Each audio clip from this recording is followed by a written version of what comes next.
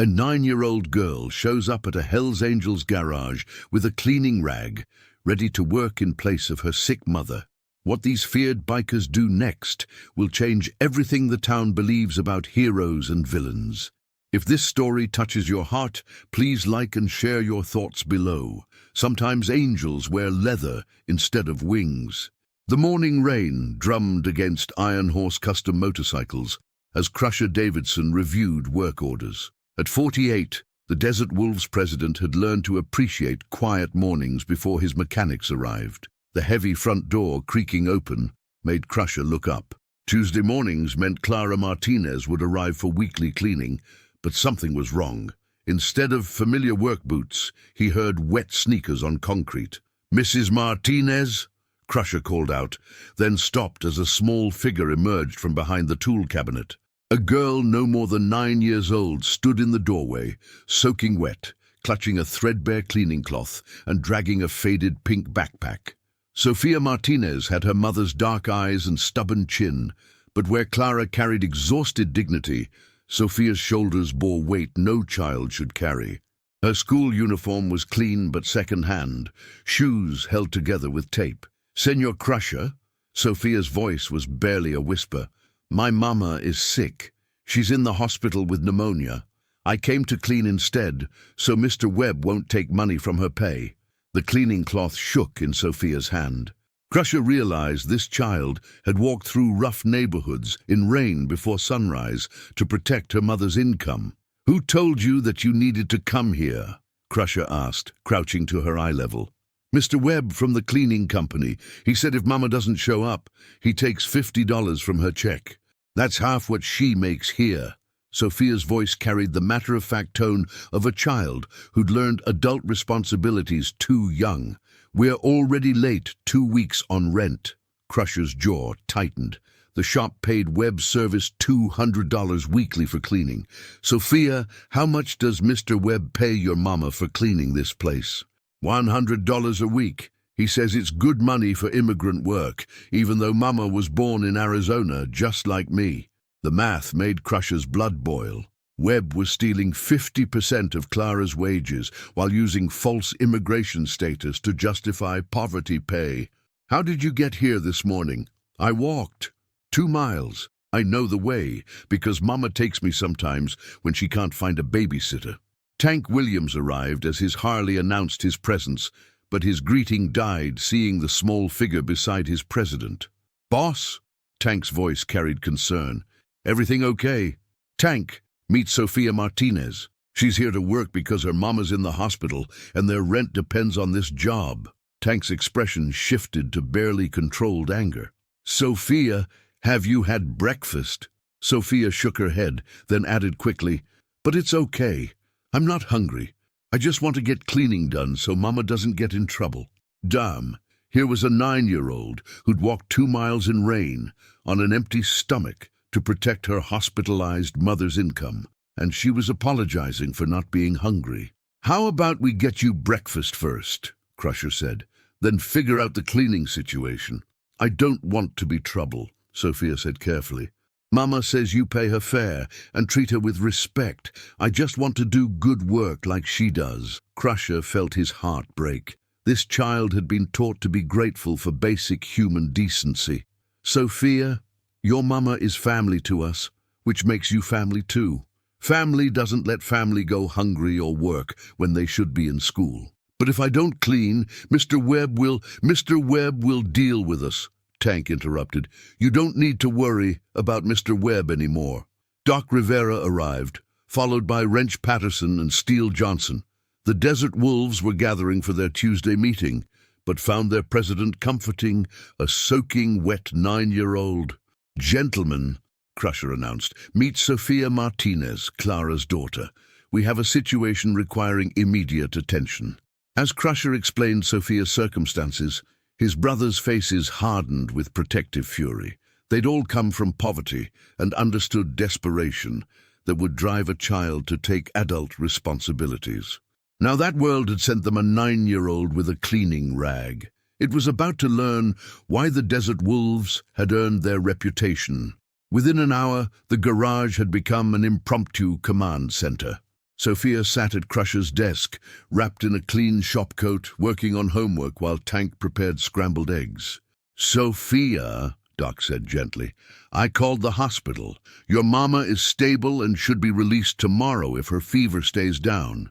Relief flooded Sophia's face for the first time that morning. "Can I see her? They said children aren't allowed in that part." "We'll figure out a way," Crusher promised. "But first we need to understand what's happening with Mr. Webb." Sophia bit her lip. "Mama says I shouldn't complain about work. She's grateful to have 3 jobs. 3 jobs! Wrench looked up from his laptop. "Your mama works 3 jobs? She cleans offices downtown Monday through Friday, does laundry for Mrs. Henderson weekends, and cleans here Tuesdays. The money is never enough, though." Steele pulled out a calculator. "Sophia, how much does your mama make total each week?" Sophia recited figures with precision. 50 from downtown, 60 from Mrs. Henderson, 100 from here, $210. And your rent? $400 a month. Plus utilities, groceries, school supplies, mama's medicine. The reality painted a picture that made hardened men feel sick. Working 3 jobs, 7 days a week, Clara barely earned enough for basic housing and food. "Breakfast is ready," Tank called. Sophia approached the plate with obvious hunger, barely restrained by politeness. As she ate, the mechanics investigated Webb's operation with methodical efficiency. "Webb's got contracts with 15 businesses," Wrench reported. "Charges standard rates, but pays workers 40% below market. Classic exploitation. Target desperate people who can't complain." Crusher studied Sophia, noting how she ate with measured bites despite hunger. This child had learned to make food last. "Sophia," he said carefully, "has Mr. Webb ever visited your apartment? Pressured your mama about anything besides work?" Sophia's expression darkened. "He came last month when mama was late with office cleaning. Said if she couldn't work fast enough, maybe she shouldn't have the job. He looked around our place and said it was obvious we needed the money." The phrase carried implications that made every man clench fists. Webb wasn't just exploiting workers, he was using prejudice to justify it. "Would you mind if we visited Mr. Webb today?" Steele asked gently. "Just to discuss your mama's situation?" Sophia looked uncertain. "Will you be mean to him? Mama says we can't afford to make enemies." "We'll be professional," Crusher promised, "but clear about our expectations." Tank's phone buzzed. "Boss, interesting news about Webb's business. 3 other families have filed complaints about wage theft, intimidation, discriminatory practices. Any consequences?" "None.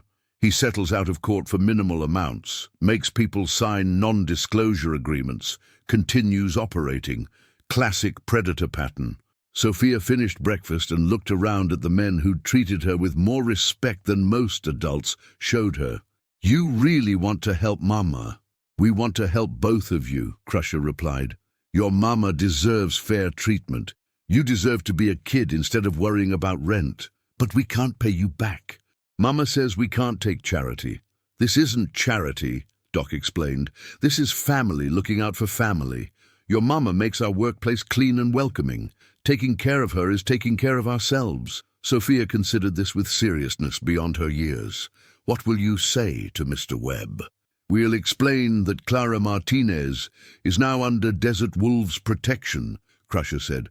"Her working conditions and pay are matters of personal interest to us." "And if he doesn't listen?" Tank's smile carried no warmth. "Then Mr. Webb will learn what it means to exploit people under our protection." Sophia studied their faces, seeing something new. Adults willing to fight for her family without expecting anything in return. "Okay," she said quietly, "but please don't hurt him. Mama says violence only makes things worse." "Your mama is absolutely right," Crusher assured her. "We're just going to have a conversation about respect, fair wages, and consequences of taking advantage of good people." Outside, rain had stopped, and weak sunlight filtered through windows. But inside Iron Horse custom motorcycles, something brighter was taking shape, the beginning of bonds that would transform 2 lives and challenge everything Phoenix thought it knew about angels and demons. Webb Cleaning Services occupied a strip mall storefront between a check-cashing business and discount cell phone store. Marcus Webb had chosen the location deliberately. Accessible to desperate immigrant workers he preferred hiring, but respectable enough to maintain customer credibility. The convoy of 6 Harleys that pulled into the parking lot at 2 p.m. drew immediate attention. Crusher led the formation, followed by Tank, Doc, Wrench, Steel and Bones, their leather cuts and chrome creating impressive coordinated intimidation. Sophia had remained at the garage with Mrs. Henderson, who'd arrived within an hour of Crusher's call. Margaret Henderson had employed Clara for weekend laundry for 2 years and was furious learning about Webb's exploitation. Marcus Webb looked up as 6 leather-clad giants filled his small office, their presence making the space claustrophobic.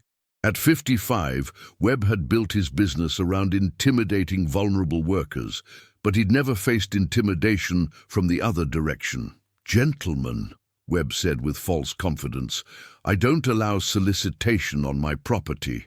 "We're not soliciting," Crusher replied with calm authority. "We're here to discuss Clara Martinez." Webb's expression shifted as he recognized the name. "Mrs. Martinez is one of my employees. If she has a complaint, she needs proper channels." "She doesn't have a complaint," Tank said. "She's in the hospital with pneumonia, and her 9-year-old daughter showed up at our garage with a cleaning rag, ready to work because you threatened to dock her mother's pay." Color drained from Webb's face as he realized these men knew his operation's details. "I think there's been a misunderstanding. Mrs. Martinez receives competitive compensation. $200 weekly revenue, $100 paid to the worker," Doc stated flatly. 50% margin on a woman working 3 jobs to feed her daughter. Competitive? Webb's hands shook as he understood these men had done homework.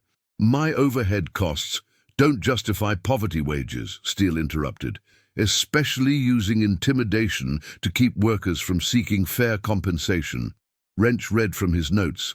"Clara Martinez, Maria Santos, Rosa Delgado, Carmen Vega, 4 women, all single mothers, all earning 40% below market rate. All threatened with termination for discussing wages." Webb sank back, realizing his operation was being dismantled by men who understood exploitation through experience. "What do you want?" he asked quietly. "Simple," Crusher replied. "Immediate wage adjustment for Clara Martinez to market rate, $200 weekly. Back pay for 6 months of underpayment, $300. Written agreement, her employment cannot be terminated for medical absences." "That's impossible. I can't afford—" "You can't afford not to," Bones said quietly. "The alternative is explaining to our lawyer and Department of Labor how your business model works." Tank placed a folder on Webb's desk containing documentation Wrench had compiled. Wage theft complaints, discriminatory practices, worker intimidation, all documented, reportable, potentially criminal. Webb opened the folder with trembling hands, face paling at their investigation's thoroughness. "You can't prove—" "We don't need to prove anything," Doc interrupted. "Clara Martinez is now under Desert Wolf's protection. Her working conditions and treatment are matters of personal interest. We're informing you of this reality."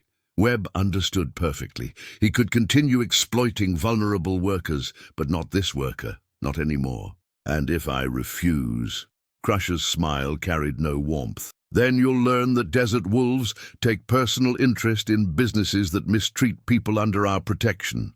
We'll audit every contract, investigate every practice, ensure every authority understands exactly how your operation functions. Plus," Steele added, "we'll make sure every customer knows Webb Cleaning builds profits on exploiting desperate families.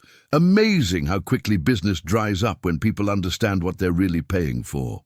Webb stared at documentation, calculating with a predator's desperate mind who'd suddenly become prey. "Clara gets market rate going forward," he said finally, "but I can't afford back pay all at once." "Fortunately," Crusher replied, pulling out his checkbook, "the Desert Wolves can. We're paying Clara's back wages directly and her next 6 months in advance at corrected rate. Your involvement with Clara Martinez is officially terminated." Webb watched in stunned silence as Crusher wrote a check for $1,200, 6 months of fair wages, allowing Clara to focus on recovery without worrying about income. "One last thing," Tank said as bikers prepared to leave. "Sofia Martinez is 9 years old. If we ever again hear about a child doing adult work to protect family income, we'll consider it a personal protection failure. Understood?" Webb nodded wordlessly. Understanding his business model had encountered an immovable obstacle. As Desert Wolves filed out, Webb remained seated, staring at empty space where $1,200 had just walked away. More importantly, staring at realization that some people couldn't be intimidated, exploited, or ignored. Outside, 6 motorcycles roared to life in perfect synchronization, carrying 6 men who'd learned that protecting the innocent felt better than any revenge they'd ever taken. Back at Iron Horse Custom Motorcycles, Sophia waited with Mrs. Henderson, unaware that her mother's worries were ending and that her courage had forged bonds forever. Clara Martinez opened her eyes in the hospital room to find Sophia reading beside her bed. The antibiotics had broken her fever, and for the first time in days, Clara's mind felt clear. "Mija," Clara whispered hoarsely, "what are you doing here? You should be in school." Sophia looked up, relief flooding her face. "Mama, you're awake! The doctor said you were getting better." She marked her place in the book. Mrs. Henderson called school and explained everything. "Mrs. Henderson, how did she—" "Mama, so much happened. Good things, really good things." Sophia moved closer. "But first, how do you feel?" Clara took inventory, still weak, but the crushing chest weight had lifted. She could breathe without sharp pain. "Better. But Sophia, you shouldn't be here alone. What about work? Did you tell Mr. Webb I was sick?" Sophia's expression grew complicated. "Mama, I did something that might worry you at first, but it turned out really good." "What kind of something?" "I went to clean the garage for you. I thought if I could do the work, Mr. Webb wouldn't take money from your pay." Clara's heart stopped. "Sophia, no. Tell me you didn't go to that neighborhood alone." "Mama, listen," Sophia said urgently, taking her hand. "The motorcycle people are good people, really good. When I showed up with cleaning supplies, they didn't make me work. They gave me breakfast, called your ambulance, and found out about Mr. Webb stealing money." "Stealing money? What are you talking about?" Sophia explained everything. Webb's exploitation, the confrontation, the back pay, the 6 months of advance wages. "They wrote a check, Mama, enough for 6 months' rent, plus groceries, medicine." Sophia pulled out an envelope. "Mrs. Henderson has it. She'll help us open a real bank account." Clara stared at the envelope, trying to process information too good to be true. "Sophia, people don't just give money away. There has to be conditions." "The only condition is you get better and don't worry about money while healing," Sophia said firmly, "and that I go to school instead of worrying about work." A soft knock interrupted them. Crusher Davidson's frame filled the doorway, waiting politely for permission to enter. "Mrs. Martinez," Crusher said respectfully, "I'm James Davidson. Sophia's been worried about you. We wanted to make sure you had everything needed." Clara studied him. Leather jacket, tattoos, intimidating appearance. But his voice was gentle, posture non-threatening, and Sophia looked at him with obvious trust. "Sophia tells me you've been very kind. I don't understand why."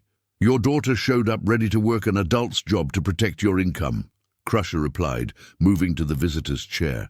"That courage deserves protection, not exploitation." "Ah, but the money!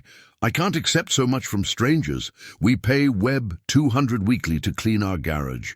Learning he only gave you half while keeping the rest, that's theft, not business." Sophia nodded enthusiastically. "And Mama, they didn't just give us money. They made Mr. Webb promise fair wages for all workers. They helped other families too." Clara felt tears building as the magnitude sank in. "I don't know how to thank you." "You repay by getting healthy and letting Sophia be 9 instead of an adult caretaker," Crusher said firmly. "You repay by accepting that good people exist and you deserve help." "And by letting us be family," Sophia added. Crusher says family looks out for family. Clara looked between her daughter and the club president, seeing something new. Sophia talking to an adult without fear, without careful politeness born from knowing adults could be dangerous. Family, Clara repeated softly. When Sophia was little, I told her family was people who showed up when you needed them. I stopped saying that because it hurt, knowing we didn't have that. You do now, Crusher replied simply. Sophia's got 12 uncles who'd move mountains to keep her safe. You've got community that'll make sure you never choose between health and rent again. Ulgard, Tank, Doc and Steele arrived carrying flowers, food, magazines. Behind them came Mrs. Henderson with Sophia's overnight bag. Clara, dear, Mrs. Henderson bustled in. I brought Sophia clean clothes and arranged for her to stay with me until you're discharged. Tomorrow, probably, but you're not to worry about anything except getting stronger. Doc approached professionally. Mrs. Martinez, I'm a paramedic. I've reviewed your chart with Dr. Patterson. Recovery's progressing well, but you need 2 weeks rest before any physical work. 2 weeks? Clara's voice carried panic. I can't miss 2 weeks. I'll lose all my jobs. Actually, Steele said, consulting his notebook, we've arranged coverage for downtown cleaning through a fair wage service. Mrs. Henderson doesn't need you to rush back.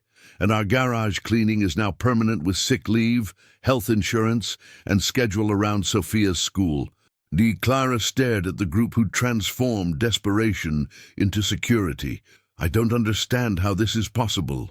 It's possible because Sophia was brave enough to ask for help, Tank said gently, and because protecting kids and families is more important than any other business. Sophia climbed carefully onto the bed beside her mother. Mama, I was so scared when you got sick. Scared you'd die like Papa's mama, and I'd be alone, but now I'm not scared anymore because we have family. Clara wrapped her arms around Sophia, finally believing their struggle might actually be ending. 2 weeks later, Clara stood in the spotless Iron Horse garage, wearing her new cleaning uniform. Instead of rushed, desperate sessions for Webb, she worked at reasonable pace with proper equipment, transforming the garage into a showcase reflecting the Desert Wolves' business pride. Sophia sat at a corner desk doing homework while Clara completed tasks. The arrangement allowed Clara to earn living wages while keeping her daughter close, impossible under Webb's system. Mrs. Martinez, Wrench called from his workstation. You don't have to clean around me. I can move if the area's in your way. No problem, Senor Wrench, Clara replied, dusting intricate machinery. I like seeing your beautiful work. Sophia, look at these engine parts. They're like metal sculptures. Sophia approached with curiosity, studying precisely machined components Wrench assembled with artist's attention. How do you know which part goes where?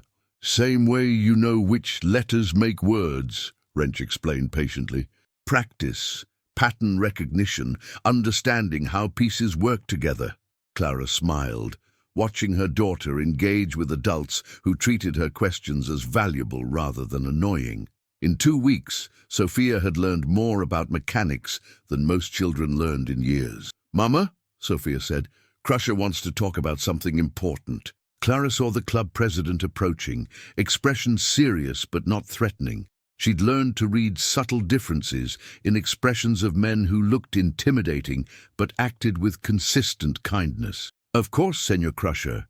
Is there a problem with my work? Just the opposite, Crusher replied, gesturing toward his office. We need to discuss an opportunity that might interest you. In his office, Crusher spread documents across his desk. Business licenses, insurance forms, what appeared to be a formal business plan. Clara, you've transformed our garage in 2 weeks. Not just cleaning, organization, efficiency, attention to detail. You've got natural management skills, wasted on cleaning services. Clara studied the papers, recognizing legal language from years of employment applications. I don't understand. We want to offer you business partnership. Iron Horse needs full-time operations manager. Someone handling scheduling, inventory, customer service, facility management. Someone understanding that business is only as good as details. The offer hit Clara like physical blow. Senor Crusher, I appreciate the thought, but I don't have education for management. You have 15 years managing 3 jobs, raising a daughter alone, keeping your family fed and housed on impossible wages. Crusher interrupted. You think that's not management experience? Clara looked through the window at Sophia, now helping Wrench organize tools with systematic approach learned from managing household resources on impossible budgets. What would this involve? 40 hours weekly, full health insurance, profit sharing, enough salary to support your family without second and third jobs. Plus Sophia can do homework here after school, and you'll never choose between work and caring for her when she's sick. The numbers represented more money than Clara had imagined earning legitimately. Why trust me with so much responsibility? Because you've proven yourself. In 2 weeks, you've improved our efficiency 30%, identified cost savings we hadn't noticed, treated our business like your own. That's not cleaning work. That's ownership mentality. Clara felt tears threatening as she considered financial security, meaningful work, using skills she'd never recognized as valuable. There's one condition, Crusher added.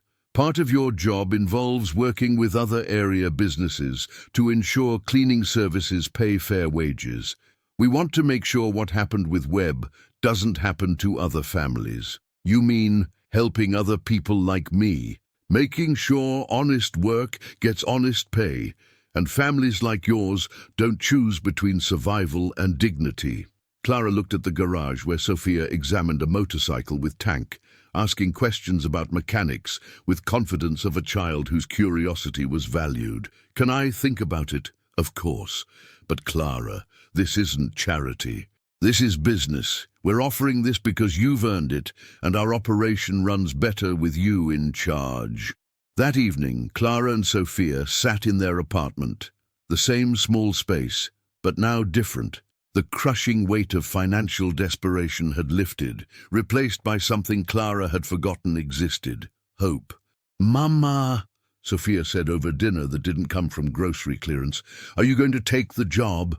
"I think so, Mija. But it means big changes. I'd work with motorcycle people daily, and you'd spend afternoons at the garage instead of with Mrs. Henderson." "I like the garage," Sophia said immediately, "and I like our motorcycle family. They teach me things, listen when I have ideas, and make you smile more." Clara realized her daughter was right. For the first time in years, Clara was smiling not because she pretended everything was fine, but because everything actually was fine. "Then I guess we're becoming official Desert Wolves family business members." Sophia's grin lit up the apartment. "Does that mean I get to learn fixing motorcycles?" "We'll see, Mija. We'll see." 6 months later, Iron Horse Custom Motorcycles had earned recognition as one of Arizona's most efficiently run shops. Clara Martinez, now operations manager, had implemented systems reducing wait times, improving inventory accuracy, increasing profit margins enough to expand community outreach. Sophia, now 10, and confident in ways amazing everyone who knew her story, had become the garage's unofficial quality control inspector. Her attention to detail made her invaluable for catching problems before customer complaints. "Mama," Sophia called from the customer desk organizing schedules. "Mrs. Patterson is here with her grandson. She wants Tank to teach him motorcycle safety." Clara looked up from inventory spreadsheets, noting how naturally Sophia had assumed challenging responsibilities. "Tell Mrs. Patterson that Tank would be honored to share knowledge with another young person interested in learning." Transformation in both their lives exceeded Clara's most optimistic hopes. Sophia thrived in school, making friends, developing interest beyond survival. Clara had discovered talents she'd never known, finding fulfillment in meaningful rather than merely necessary work. "Boss," Tank announced from the garage floor. "We got visitors. Town council delegation. Looks official."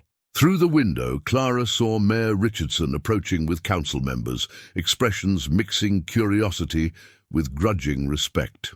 "Mr. Davidson," Mayor Richardson began as Crusher emerged from Parts Room, "we wanted to personally thank you and your organization for addressing wage theft issues in our community. investigation triggered by Webb's confrontation had expanded into citywide audit of cleaning services, temp agencies, other businesses targeting vulnerable workers. Results shocked even seasoned officials who thought they understood community poverty. Webb's operation was just the tip, Councilwoman Santos added. Department of Labor recovered over $200,000 in stolen wages for 47 families. 3 business owners face criminal charges. Clara joined the group, carrying documentation that had become evidence in multiple proceedings. Her transformation from exploited worker to business manager made her powerful witness to systematic wage theft. Mrs. Martinez, Mayor Richardson said, your testimony's been crucial, helping us understand how these operations target specific communities. New ordinances we're implementing are largely based on patterns you identified. I'm glad our experience could help other families, Clara replied. No child should worry about their parents' wages being stolen. Sophia approached with confidence of someone who'd learned adults could be trusted to listen to important things children said. Mayor Richardson, are you going to make sure kids don't have to work instead of school anymore? That's exactly what we're going to ensure, Sophia, the mayor replied seriously. Your courage asking for help started something protecting many families. As the delegation departed, Clara stood in the garage that had become far more than workplace. It had become center of community, valuing protection over profit, family over exploitation, justice over convenience. Mama, Sophia said, tugging Clara's sleeve, Crusher wants to know if you're ready for the surprise. What surprise? Sophia led her toward the garage, back where the entire Desert Wolves membership had gathered around something covered by motorcycle tarp. At Crusher's nod, Tank pulled away, covering to reveal a gleaming Harley-Davidson Sportster in Clara's favorite blue. Every manager needs reliable transportation, Crusher announced with grin. Plus, Sophia's been asking when she can learn to ride.